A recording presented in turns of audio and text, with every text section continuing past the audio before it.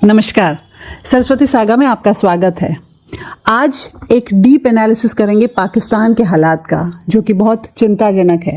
पाकिस्तान हमारा पड़ोसी मुल्क है और इसलिए कहीं ना कहीं वहाँ जो होता है उसका असर हमारे देश पे भी पड़ता है। पाकिस्तान अपने आप को इस्लाम का किला कहता था, एक विचारधारा पे ये देश बना था, लेकिन उस किले की रक्षा के लिए जो सैनिक उसने तैयार किए, आज हालत ये है कि वही सैनिक उसके खुद के लिए मुसीबत बन गए हैं। टीटीपी और टीएलपी, दो कट्टरवादी जमातें जो आज पाकिस्तान की मुश्किलों का सबब है। पाकिस्तान कई फ्रंट पे युद्ध लड़ रहा है, कई दिशाओं में युद्ध लड़ रहा है। एक आर्थिक संकट पाकिस्तान पे आया हुआ, इकोनॉमिकली आज पाकिस्तान बहुत वीक है और युद्ध लड़ना एक बहुत महंगा सौदा होता है, बहुत खर्चे होते हैं युद्ध पे। आप पाकिस्तान का अगर मैप देखेंगे तो नॉर्थ वेस्ट में अफगानिस्तान से उसका युद्ध अभी चल ही रहा है। वेस्ट में ईरान से पिछले साल ईरान ने अटैक किया, फिर पाकिस्तान ने रिटेलिएट किया। ईस्ट में इंडिया से उसका युद्ध हमेशा चलता ही रहता है, हॉट बॉर्डर है वो। नॉर्थ में जो चाइना के साथ उसका बॉर्डर है, वहाँ पे अमेरिका के साथ साठगांठ करके उसने चाइना को एग्रवेट कर दिया है। चाइना और अमेरिका के बीच बैलेंस बनाना भी पाकिस्तान के लिए बहुत मुश्किल रहेगा। ये भी एक टेंशन वाला ही बॉर्डर है। इंटरनेशनल बॉर्डर्स पे इतने इश्यूज, वहीं पे पाकिस्तान के अपने जो 4 प्रोविंसेस हैं, बलूचिस्तान, केपीके, सिंध और पंजाब। बलूचिस्तान और खैबर पख्तूनख्वा में भी प्रॉब्लम्स है। खैबर पख्तूनख्वा में टीटीपी, बलूचिस्तान में तो प्रोटेस्ट कई समय से चल रहे हैं। बहुत से पाकिस्तान के आर्मी के लोग रोज वहाँ पे मर रहे हैं। पाकिस्तान ऑक्यूपाइड कश्मीर, जो जहाँ पे भी पूरी तौर पे पाकिस्तान का ही कंट्रोल चलता है, वही दखल अंदाजी वहाँ करता है, वहाँ पे भी प्रोटेस्ट हैं। पिछले हफ्ते ही हमने देखा कि कितने लाखों लोग सड़क पे आ गए थे और पाकिस्तान के खिलाफ नारे लगा रहे थे। तो एक बहुत ही गंभीर सिचुएशन में है पाकिस्तान। सवाल ये है कि क्या खुद से खुद को बचा पाएगा पाकिस्तान? आज बात करेंगे टीटीपी, वो अफगानिस्तान से जो युद्ध पाकिस्तान का हो रहा है, इसकी क्या वजह है और क्यों हो रहा है। और टीएलपी जो पंजाब एक ऐसा रीजन है पाकिस्तान का जिसको हमेशा से पाकिस्तान गवर्नमेंट ने, पाकिस्तान आर्मी ने प्रोटेक्ट करके रखा हुआ है। बल्कि बलूचिस्तान की तो शिकायत ही ये है कि उनके जो रिसोर्सेज हैं वो पंजाब में इस्तेमाल होते हैं। पीओके की भी यही एक शिकायत रही है कि उनकी जो पावर है पूरा का पूरा पंजाब में जाता है, उनके पास पावर नहीं है। तो पंजाब एक पैम्पर्ड बेबी जैसा है पाकिस्तान का। अब सिचुएशन ये है कि पंजाब में भी आग लगी हुई है। टीएलपी की एक बहुत जो प्रोटेस्ट हो रही थी वो वहाँ पे बिगड़ गई है, लोग मारे गए हैं। तो ऐसी कोई जगह ही पाकिस्तान में शायद नहीं है जहाँ पे प्रॉब्लम ना हो। आज चर्चा इन्हीं मुद्दों पे, लेकिन उससे पहले कृपया चैनल को सब्सक्राइब करें, कमेंट करके बताएं और अगर वीडियो अच्छा लगे तो एक लाइक भी ज़रूर करें। ड्यूरेंट लाइन, जो अफ़गानिस्तान और पाकिस्तान के बीच एक बॉर्डर है, ये ड्यूरेंट लाइन खींची गई थी ब्रिटिश द्वारा। दुनिया में बहुत से प्रॉब्लम्स की वजह ब्रिटिश हैं, जहाँ पे आज तो सीज फायर है लेकिन युद्ध वहाँ पे चल रहा है। अफगानिस्तान में हम सब जानते हैं कि तालिबान की गवर्नमेंट है। वहाँ पे अमेरिका और रशिया का एक बहुत लंबा युद्ध चला। उस वक्त अमेरिका और पाकिस्तान ने मिलकर कई ऐसे लोगों को ट्रेन किया जो मिलिटेंट ग्रुप्स थे। वहाँ पे अफगानिस्तान में करज़ाई की गवर्नमेंट, हामिद करज़ाई की गवर्नमेंट आई, जो कि एक प्रोग्रेसिव गवर्नमेंट थी, लेकिन पाकिस्तान को वो मंजूर नहीं थी। उनकी मदद से ही जो ये अभी की तालिबान गवर्नमेंट है वो आई। पाकिस्तान के खुद के जर्नलिस्ट आज ये कह रहे हैं कि पाकिस्तान ने सेलिब्रेट किया था जब ये गवर्नमेंट आई थी। उन्हें लगा था अब तालिबान आएगा, अब सच्चे मायने में एक इस्लामिस्ट नेशन बनेगा अफगानिस्तान। लेकिन आज पाकिस्तान और तालिबान ही लड़ रहे हैं और उनकी लड़ने की एक बहुत बड़ी वजह है टीटीपी, तहरीक-ए-तालिबान पाकिस्तान। जो छोटे छोटे मिलिट्री ग्रुप्स थे जो अफगानिस्तान यूएस और रशिया के वॉर के टाइम में बने थे। अलकायदा को जब पाकिस्तान ने ख़त्म किया तब जो छोटे छोटे ग्रुप्स थे वो संगठित हुए और उनको मिल के बनी तहरीक-ए-तालिबान पाकिस्तान। उनका अब एक पर्पस है कि पाकिस्तान में जो गवर्नमेंट है उसको हटाना और पाकिस्तान में भी शरिया लाना, जो इस्लाम का जो एक गवर्निंग एडमिनिस्ट्रेशन का एक तरीका है वो लागू पूरे पाकिस्तान में होना चाहिए। और वो हज़ारों पाकिस्तानी सोल्जर्स को अब तक मार चुके हैं, बहुत कई जगह बॉम्ब्स फटते हैं। और पाकिस्तान की गवर्नमेंट का कहना है कि इन तालिबान को जो बल मिलता है, जो इनको सपोर्ट मिलता है वो अफगानिस्तान से मिलता है।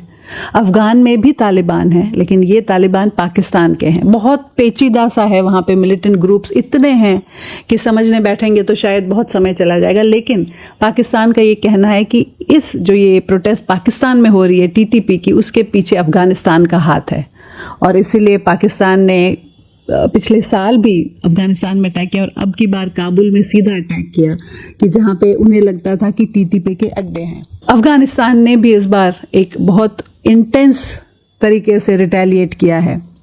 अभी 48 घंटों का सीज फायर है दोनों देशों के बीच। जो सोशल मीडिया पे एक लेटर घूम रहा है उसके हिसाब से पाकिस्तान ने रिक्वेस्ट की, क्योंकि अफगानिस्तान ने उनकी काफ़ी सारे पोस्ट्स ले ली, काफ़ी सारे गेट्स जो थे इनके बीच में वो तबाह कर दिए, नष्ट कर दिए। तो ही अभी चल रहा है, देखते हैं आगे क्या होता है। दूसरा पंजाब का मुद्दा, टीएलपी तहरीके लब्बैक, ये चीफ हैं साद रिजवी जो अभी गायब हैं। ये एक बहुत ही रेडिकलाइज्ड एक कट्टर पंथ वाली एक जमात है पाकिस्तान की, जो सपोर्ट करती है ब्लास्फेमी के जो रूल्स हैं उनको। जो पाकिस्तान के रिलीजन के खिलाफ अगर कोई भी जाए तो उनको बहुत सख्त एक सज़ा दी जाती है।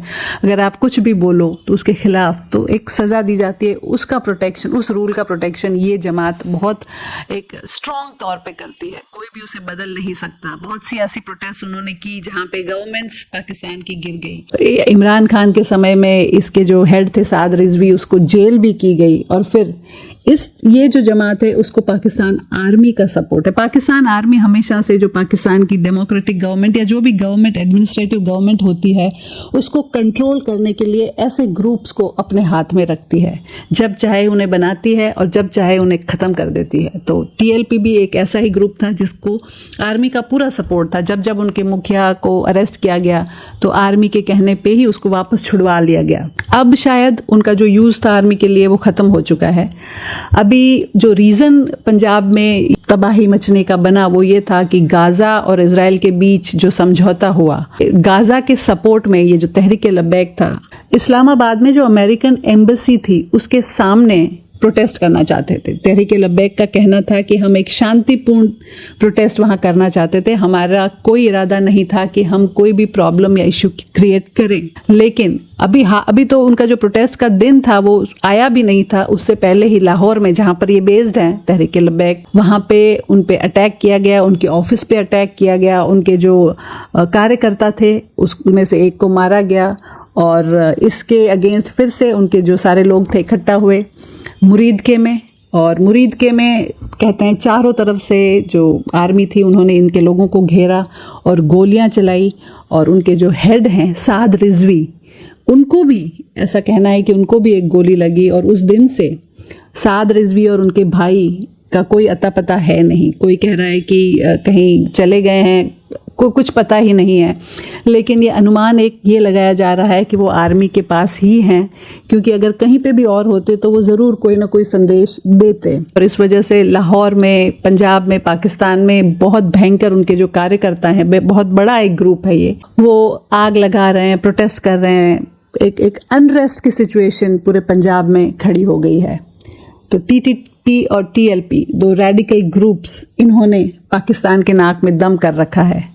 बलूचिस्तान में प्रोटेस्ट हैं, पीओके में प्रोटेस्ट हैं, इंटरनेशनल बॉर्डर्स पे प्रोटेस्ट हैं, इतने सारे प्रोटेस्ट। और जब इकोनॉमिक हालत उनकी इतनी पुअर है तो पाकिस्तान कैसे इसमें से बच पाएगा, वो एक बहुत बड़ा सवाल है। पाकिस्तान का एक प्रॉब्लम है दो फ्रंट पे। मुझे, मेरे ओपिनियन में लगता है कि पाकिस्तान छोटा देश है, इकोनॉमिकली वीक है, लेकिन वो ये मानना ही नहीं चाहता, जो मैंने कहा कि गिरे तो भी टांग ऊंची, वो ये मानना ही नहीं चाहता कि वो इकोनॉमिकली वीक है। दूसरे जो छोटे देश हैं वो मान लेते हैं कि हम इकोनॉमिकली वीक हैं, हम ये सब नहीं कर रहे। पाकिस्तान अपने आप को उन्हीं डेवलप्ड कंट्रीज़ के साथ खड़ा करना चाहता है, जो उसके लिए बहुत मुश्किल हो जाती है। और इस वजह से ये अपने आप को स्ट्रेच करने के चक्कर में कि हम भी पावरफुल हैं, हमारी आर्मी, हमारी गवर्नमेंट, हमारा देश, वो ये मानना ही नहीं चाहते कि प्रॉब्लम है और उसे एड्रेस करना होगा। और दूसरा जो इश्यू पाकिस्तान के साथ है वो ये कि उनको ये प्रूव करने की बार बार नीड लगती है कि रिलीजन, इस्लाम के मामले में वो भी उतने ही प्योर हैं जितने प्रोबेबली अरब्स हैं। एक मुहिम चली है पाकिस्तान में जहाँ पे अपना डीएनए ट्रेस करते हैं, जबकि ज़्यादातर पाकिस्तानी भारत से गए हुए हैं। अरबी पाकिस्तानी बहुत ही कम होंगे उनके, तो बल्कि सरनेम्स भी अगर आप देखेंगे तो आज भी काफ़ी सरनेम्स हम रिकग्नाइज कर सकते हैं कि ये हमारे भारत में आज भी हैं और वहाँ पर भी हैं। तो ये उनको बार बार प्रूव करने की नीड लगती है कि हम भी उतने ही प्योर मुसलमान हैं जितने प्रोबेबली अरब्स हैं। तो इस सब से पाकिस्तान जब उभरेगा, जब वो ये मानेगा कि हाँ हमारी कंट्री में प्रॉब्लम है, हमें एड्रेस करना है। यूएस तो खैर बहुत बड़ी चीज़ होगी, लेकिन बाकी के जो ये अरब देश है वो भी हमारे से काफ़ी आगे हैं। उनकी बराबरी या होड़ आज के दौर में हम नहीं कर सकते। तब आई थिंक पाकिस्तान में कुछ शायद अच्छा हो। और चाहे एक इंडिया और पाकिस्तान में होड़ लगी हुई होती है एक दूसरे की बुराई करने की, और यूट्यूब पे भी अगर आप देखेंगे तो मैक्सिमम वीडियोस उसी के चलते हैं। वहाँ वो भारत की बुराई कर रहे हैं, यहाँ हम पाकिस्तान की बुराइयाँ कर रहे हैं। लेकिन हकीकत ये है कि आपके पड़ोस में अगर प्रगति है, अगर प्रोग्रेस है, अगर समृद्धि है, तो ये आपके लिए अच्छा है।